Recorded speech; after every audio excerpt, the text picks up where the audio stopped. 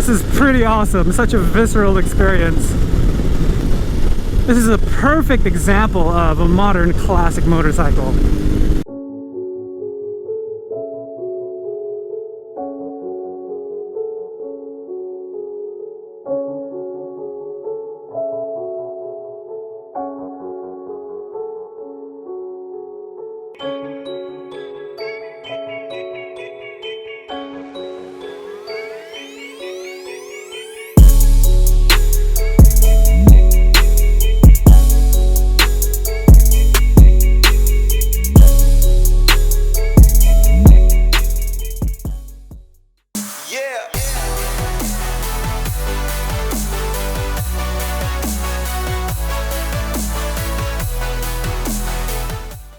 The R18 Bagger, a quintessential American design refined by our Bavarian brothers. At first glance, you'll think to yourself, it's a real bike. But is it? Well, it depends on how you see it. The R18 B is powered by an 1802cc air and oil-cooled boxer engine, enough to propel its 877-pound steel and composite structure. Its frame geometry has changed from the R18 Standard to accommodate touring and two-up riding. It sports a 19-inch front wheel that lengthens the trail 1.3 inches, giving you a total of 7.2 inches for the trail distance. The rake was also reduced by 5.4 degrees to 27.3 degrees, giving you a good balance of stability and agility. I made a video explaining how rake and trail works, which I will link up at the top right of your screen. The R18B utilizes a new position-aware suspension system and has a hydraulically controlled self-adjusting ride height depending on the load with dynamic damping through the stroke. All this is tied together by a 10.25-inch TFT display hosting BMW's suite of technological wizardry in a language we all can understand. The icing on the cake here is BMW's partnership with Marshall speakers outfitted on this bike. But how does all this actually translate to the road? Let's go find out. Good morning, everybody. Welcome to another beautiful day.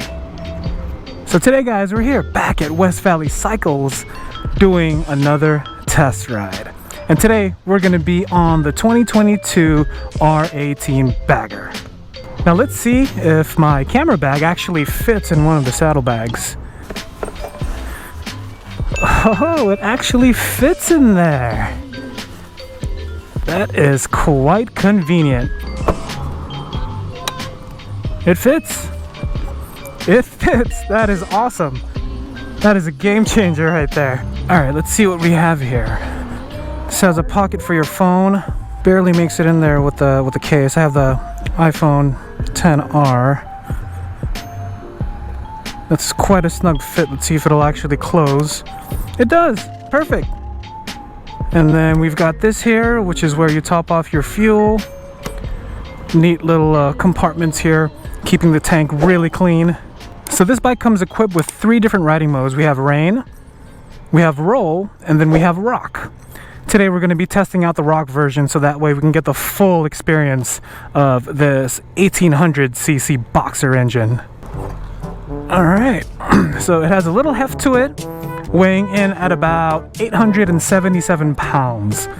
So, you know what? I'm going to check out something here. Oh man, that is the biggest side stand I've ever seen. That's what she said. Metal. Composite, composite, metal, composite, metal. So that explains it. A lot of metal on this bike. All right, let's get on the road. Immediately upon startup, the torque kind of moves you around a little bit, which is a very distinct thing with these boxer engines. All right.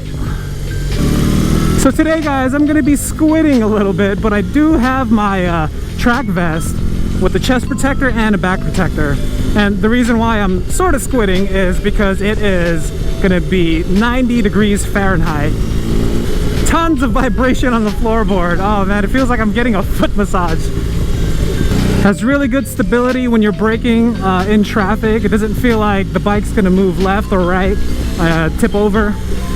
Being that it's 877 pounds, it's actually very manageable, even at low speeds. As I'm sitting here idling, waiting for the light, you can see all the vibrations that are coming through this engine. It almost feels like a V-twin, but instead it's going laterally. We'll take some time here to talk about the beautiful gauges that this bike comes equipped with. You got a mixture of analog and digital, which I think is pretty cool. Now this right here is the power reserve gauge, which is derived from the Rolls-Royce. It essentially tells you how much power you have left on tap. So if I were to give it the rice and beans, this dial will be at the 0 mark, indicating that I'm using full power. I think it's a pretty neat little feature. It sort of gives the gauges, you know, that symmetrical aesthetic appearance. Really nice to see that there's a fuel indicator here. I really love that when BMW puts a fuel indicator on their motorcycles. We've got a beautiful 10.25-inch TFT display, which connects to BMW's Motorrad app, where you can see all the telemetry data. You can connect your phone up to Bluetooth and put your favorite tunes, and it'll just bump really nicely in these Marshall speakers here. I'm somewhat biased with Marshall because I do play the guitar. Not very good at it, still a beginner after like 3 years. But I do own several Marshall amps, and I can tell you that the sound fidelity is incredible. Not sure how it's going to be on this bike, but again, it's really cool to see that BMW has partnered up with Marshall. Now this motorcycle is equipped with an 1802 displacement volume, horizontally opposed boxer twin, sporting 91 horsepower and 116 foot-pounds of torque. That is massive torque throughout the mid-range. You can easily pick it up and it just goes. So ergonomics here, I'm at a very comfortable cruising position, which puts you at 90 degrees. And I've also got a 90-degree bend in my legs here. The bars are nice and wide, so it gives you an ample amount of room for leverage when you're turning in into corners. Woo, the heat's picking up. It's about 94 degrees now. Hey, what's up, buddy? I got a bagger too. Oh, that sounds magical. Yeah, this TFT screen is quite nice to look at. Gives you that feeling of luxury being on this motorcycle. Brakes, they feel really good. You have a nice progressive feel on the front because it's rocking a 2-disc, 4-piston calipers, really ample amount of stopping power. It feels very progressive, and it's also a linked system. So if I'm on the front brakes only, 70% of that will be applied to the front and the 30% will be applied on the rear. Now the opposite occurs. If I'm just pressing on the rear brake, 70% would be applied to the rear brake and 30% will be applied to the front. I'm also happy to see that it has a hydraulic clutch because I'm a huge fan of that. Not really a big fan of the cable actuated clutches. Clutch has a nice feel. It's not too light, it's not too heavy, it's just perfect. Now, suspension. So BMW has actually made a lot of geometrical changes to this bike compared to the R18 Standard. So this is now sporting a 19-inch front wheel, thus increasing the trail distance. But what BMW has also done is they've made the rake steeper so it could turn in a little better.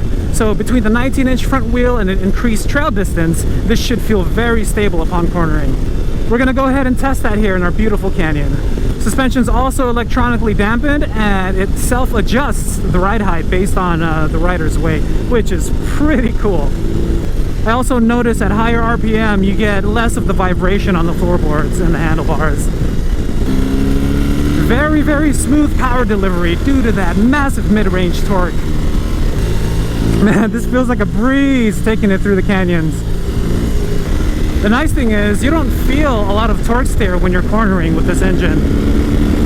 I'm actually pretty impressed with its cornering capability. I can tell you that I prefer the way this feels during cornering over the R18 Standard. And this is probably due to the geometry changes on this motorcycle. Granted, this is not a bike where you'll do a full lean on in the corner, but it's very well capable. I'm actually having a lot of fun with this thing. I don't know if you can tell with my voice, but if there was only one word to describe the way I feel right now, visceral. This sort of gives me similar sensations I have with my R19. Very, very nice and smooth power delivery. But damn, talk about a foot massage here. With this being at 877 pounds, I'm really surprised how well it tips in the corners. It also helps that the weight is mostly down low. This is pretty awesome, such a visceral experience. This is a perfect example of a modern classic motorcycle. The other neat thing with this, it comes with the heel shifter, which is probably common on a lot of cruisers, but I'm not very used to it, but it's neat to see. Surprisingly, this bike instills a lot of confidence. It absorbs the bumps very nicely. Corners incredibly well, and I'm not even scraping peg yet.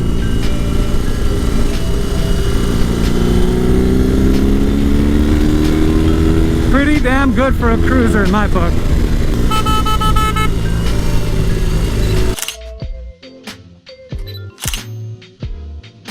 Got Victory John here. Gonna take some nice snaps of the bike.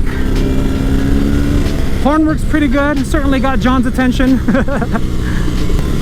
So easy to turn in. And I just love the sound of that boxer engine when you're coming out of corner exit. Listen to that.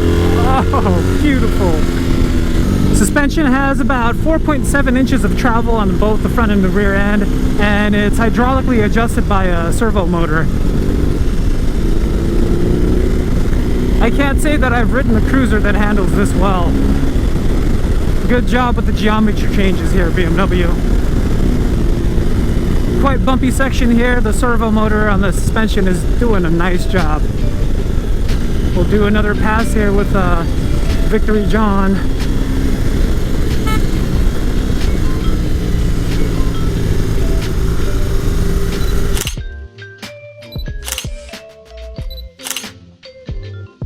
Full of character and quite a joy to ride around these mountains. This would make an absolutely perfect touring bike. Seat comfort is nice and plush, and this wind protection here is pretty substantial. About 58 miles an hour in third gear. I'm not getting any sort of vibration through the mirrors, but I am getting a lot of vibration through the floorboards. But in its defense, I'm squidding today and I'm wearing Chucks, so not a whole lot of damping there. The cornering stability on this bike is outstanding. It doesn't tip in quite as fast, but that's because it's a cruiser and it does well in that respect. The seat for me is extremely comfortable, nice and plush, and it also contours around your butt, keeping you in place when you do hard acceleration. I quite enjoy the character that this bike delivers. It sort of gives you the feeling that you have a living organism right beneath you. Alright, I'm going to quickly show you guys how to engage reverse on this motorcycle. So you want to make sure the bike's on neutral. You want to go ahead and toggle the switch up to R, and the TFT will verify that it's in the reverse gear here, as you can see. Go ahead and start the bike per usual. Now this button is what's going to control the bike to propel backwards. So if you press this right here, you can see that it's now being reversed. And there you have it. This is perfect if you're stuck on a hill and you really need to reverse the bike but don't have enough power in your legs to. This comes in very handy. So this concludes our test ride review of the 2022 R18 Bagger. Big shout to West Valley Cycles for allowing me to test ride this beautiful beast of a machine. Hope you guys enjoyed this first ride and review. If you haven't already, do hit that like button because it really helps me with YouTube's algorithm. And if you like what you see, hit that subscribe button and I'll catch you on the next one. And as always, be sure to keep those side stands up. Peace!